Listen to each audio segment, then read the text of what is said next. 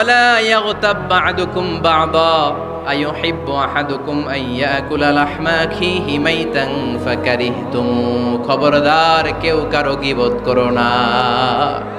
কি করো না? গীবত করো না। একে অপরের গীবত করো না। ব্যাক বাইটিং, চুগলখড়ি। আলহামদুলিল্লাহ ফেনীতে এগুলা নাই। আহা, চায়ের দোকানে বসে এর কথা ওর কানে, ওর কথা ওর কানে বইলা সমাজ একটা গিরিঙ্গি লাগায়।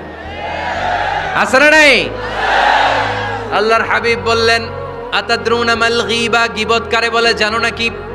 সাহাবীরা বললেন, আল্লাহু ওয়া রাসূলুহু আ'লামু, আল্লাহ আল্লাহর রাসূল ভালো জানেন। বিশ্বনবী বললেন, যিকরুকা আখাকা বিমা ইয়াকরাহু, তোমার কোনো ভাইয়ের অনুপস্থিতিতে তার ব্যাপারে এমন কোনো কথা বলা যেই কথা শুনলে সে মনে কষ্ট পাবে। গীবত কারে বলে বুঝছেন? আপনার ভাইয়ের অনুপস্থিতিতে আপনার ভাইয়ের ব্যাপারে এমন কোনো কথা বললেন যেটা শুনলে সে মনে কষ্ট পাবে। এক সাহাবী বললেন, আফারাইতা ইন কানা ফি আখি মা আকুল, নবী আমি আমার ভাইয়ের ব্যাপারে যেটা বলছি এটা যদি সত্যিই হয়, তার মধ্যে যদি আসলেই এই সমস্যা থাকে, তাইলে? আল্লাহর হাবিব বললেন, আরে তাইলেই তো গীবত। আর যদি তোমার ভাইয়ের মধ্যে এই দোষ না থাকে, বানায়ে বলো, তাহলে এটা গীবত না, গীবতের চেয়ে ভয়ঙ্কর। ফাকাত বাহাতাহু, এটার নাম বহতান আর মিথ্যা অপবাদ। চিল্লায় বলেন ঠিক কিনা? কোন মুমিন গীবত করতে পারে? গীবত করার মৃত ভাইয়ের পচা গোশত খাওয়ার সমান। কোন মুমিন কখনো গীবত করতে পারে? এখন হালাল পন্থায় গীবত চলে আমাদের দেশে। কিভাবে জানেন? কথা শুরু করে এইভাবে, কথা বললে তো গীবত হয়ে যায়, বললে তো গীবত হয়ে যায়, তারপরেও বলি একটু। আছে না নাই? হালাল পন্থায় গীবত। কি কমু ভাইজান, বললে তো গীবত হয়ে যায়। হালাল করতেছে এটা, হালাল হালাল হালাল না। বললে যদি গীবত হয়ে যায় তো বলবেন কেন? থামেন। কোন মুমিন কখনো গীবত করতে পারে? মেরাজের রাতে আল্লাহর হাবিব সাল্লাল্লাহু আলাইহি ওয়াসাল্লাম দেখলেন কিছু লোক, লাহুম আযফারুম মিন নুহাস, তামার আগুন দিয়ে নখ বানানো, নখর ধারালো, ইয়াখদাশুনা বিহি উজুহাহুম ওয়া সুদুরাহুম, তারা তাদের নখ দিয়ে জাহান্নামে নিজের গালের গোশতগুলো, বুকের গোশতগুলো ছিঁড়ে ছিঁড়ে খাচ্ছে। আর তাদের ব্যথা যন্ত্রণা দেখে পুরো জাহান্নামের অন্য লোকরা থারথার করে কাঁপছে। আল্লাহর হাবিব বললেন, ইয়া জিবরিল মানহুম মান হাউলা, এরা কারা? সাইয়েদনা জিবরিল বললেন, হুম আহলুল গীবাতি মিন উম্মাতিক, এরা আপনার উম্মতের মধ্যে চায়ের দোকানে বসে বসে যারা গীবত করেছিল তারা।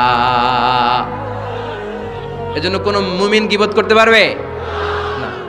অন্যের গীবত আমরা করব না। দোষ খুঁজলে নিজের দোষ খুঁজবো। এই 10টা গাইডলাইন এই ফেনী জেলায় যদি কালকে থেকে ইমপ্লিমেন্ট হয়, আপনাদের কি মনে হয় ফেনীর কোনো এলাকাতে, কোনো থানাতে মারামারি,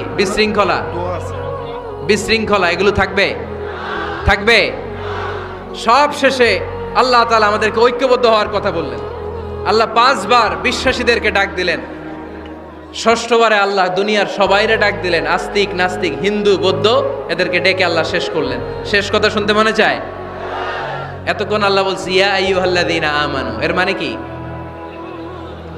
ওহে ঈমানদারগণ। এবার আল্লাহ ডাক দিছে ইয়া আইয়ুহান নাস। এবার আল্লাহ কি বলে ডাক দিছে? আওয়াজ করে বলতে হবে, কি বলে? এবার আল্লাহ বললেন, ইয়া আইয়ুহান নাসু ইন্না খালাকনাকুম মিন যাকারিন ওয়া উনসা ওয়া জাআলনাকুম শুউবান ওয়া ক্বাবাইলা লিতাআরাফু ইন্না আকরামাকুম ইনদাল্লাহি আতকাকুম। পড়েন সুবহানাল্লাহ। আল্লাহ ডেকে বললেন, ইন্না খালাকনাকুম মিন যাকারিন ওয়া উনসা, ও বিশ্বাসীরা, এটা বলে ডাকে নাই, ও মানব সকল, নিশ্চয় আমি তোমাদেরকে এক নারী আর এক পুরুষ থেকে তৈরি করেছি। ওই পুরুষের নাম কি? ফেনীবাসী আওয়াজ করে বলেন, আদম আলাইহিস সালাম। আর ওই নারীটার নাম কি? এই 2 জন থেকে গোটা পৃথিবী। তার মানে আসলে আমরা সব এক। আসলে কি? সব এক। নাস্তিকও আমার ভাই, হিন্দুও আমার ভাই, বৌদ্ধ খ্রিস্টানটাও আমার ভাই। ভ্রাতৃত্ব 3 ধরনের। একটা হচ্ছে মায়ের পেটের ভাই, এটাকে আরবিতে বলে আল উখুয়া আন নাসাবিয়্যা, মায়ের পেটের ভাই, উনি আমার মায়ের পেটের ভাই। আরেকটা আছে আল উখুয়া দ্বীনিয়া, দ্বীনি ভাই, এই যে আমরা সবাই এখানে একে অপরের কি ভাই? দিনী ভাই। 3 নম্বরে হচ্ছে আল উখুয়া আল ইনসানিয়া, মানবতার দিক থেকে ভাই। সে দৃষ্টিকোণ থেকে হিন্দু আমার ভাই, বৌদ্ধ আমার ভাই, কারণ সেও মানুষ আমিও মানুষ। আমাদের সবার বাবার নাম কি? কথা কয় না? আদম আলাইহিস সালাম। সবার মায়ের নাম কি? দেখছেন, আমরা সবাই এক, সবাই এক। বিভেদের প্রাচীর আর বৃত্ত আমরা বানিয়েছি। ইসলাম ধর্ম, বর্ণ, জাতীয়তাবাদ এগুলোর বাইরে যে এক বিশাল ব্রড মাইন্ডেড রিলিজিয়ন, যেখানে আলাদা আলাদা বৃত্ত টানে নাই। আমরা ধর্ম, বর্ণ, ভাষা, জাতীয়তা এগুলোকে সামনে এনে আলাদা আলাদা পরিচয়ের বৃত্ত বানিয়েছি। আমরা বানিয়েছি শ্বেতাঙ্গ আর কৃষ্ণাঙ্গের পার্থক্য। আমরা করেছি আরব অনারবের বিভাজন। আমরা করেছি ব্রাহ্মণ আর শূদ্রের জাত প্রথা। ইসলামে কোনো জাত প্রথা নাই, শ্বেতাঙ্গ কৃষ্ণাঙ্গের পার্থক্য নাই, প্রেসিডেন্ট কুলিওয়ালা ঠেলাওয়ালার কোনো পার্থক্য আল্লাহর সামনে নাই। চিল্লায় বলো ঠিক কিনা? যার প্রমাণ, প্রেসিডেন্ট যখন নামাজে দাঁড়ায় তার পাশে রিকশাওয়ালাও নামাজে দাঁড়ায়, তার পাশে শিক্ষকও নামাজে দাঁড়ায়, তার পাশে ব্যবসায়ী ভাই নামাজে দাঁড়ায়, তার পাশে ছোট্ট ছেলেটাও নামাজে দাঁড়ায়। আল্লাহর সামনে গোটা সব বিশ্বের মানুষগুলোরে এক কাতারে দাঁড় করিয়ে দিয়েছে কে? কোনো পার্থক্য নাই। এই পার্থক্য, বিভেদের প্রাচীর আমরা ভেঙেছি। এই বিভেদের প্রাচীরকে ভেঙে গুড়িয়ে দিতে হবে। আমরা মানুষকে মানুষ হিসেবে কনসিডার করি না। দেখলেই বলি কোন দল করেন, দেখলেই বলি কোন পীরের মুরিদ, দেখলেই বলি কোন দল করেন। না না, সবার আগে পরিচয় হচ্ছে আমরা সবাই মানুষ। বাবার নাম আদম, মায়ের নাম হাওয়া। আর আমাদের মধ্যে সবচেয়ে বড় পরিচয় হচ্ছে আমরা মুসলিম। এখানে আমি মুসলিম ছাড়া আর কাউকে দেখতে পাচ্ছি না। সব মুসলিম। আমার কাছে পীরের মুরিদ নাই, তাবলিগের ভাই নাই, জামাত ইসলাম নাই, শাসনতন্ত্র নাই, ঐক্যজোট নাই, বিএনপি নাই, আওয়ামী লীগ নাই, কিচ্ছু নাই। আমি বুঝি মুসলমান। আমরা একে অপরের মুসলমান বলে কনসিডার করতে চাই না তো, খালি পিস পিস করি, টুকরা টুকরা করে দেশটারে শেষ করে দিলাম। আমাদের প্রভু কয়জন? নবী কয়জন? কোরআন কয়টা? কিন্তু আমাদের মধ্যে বিভাজন। আমরা কি বিভাজন চাই নাকি ঐক্য চাই? আমাদের প্রভু এক, এক নবীর উম্মত, জীবন বিধানে কই শিবানী কোরআন।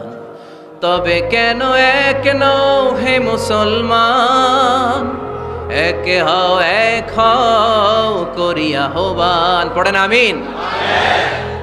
বাইতুল্লাহ এক, মদিনা শরীফ এক, উহুদ পাহাড় এক, বদরের মাঠ এক। ঠিক কিনা? একটা তো জীবন আর মরণ যে একটাই, একের সাথে মিলে মিশে একটাই প্রাণ। তবে কেন এক নও হে মুসলমান, এক হও এক হও করিয়া আহ্বান। পড়েন আমিন। বিভেদের প্রাচীর আর দেয়ালকে ভেঙে দেওয়ার জন্য এই যুবক ছেলেগুলাই যথেষ্ট। ঠিক কিনা? আমার বাংলাদেশকে মাদক মুক্ত করার জন্য, ইফটিজিং মুক্ত করার জন্য, সুদ মুক্ত করার জন্য, যৌতুক মুক্ত করার জন্য আমার ফেনীর কলিজার টুকরা যুবকেরাই যথেষ্ট।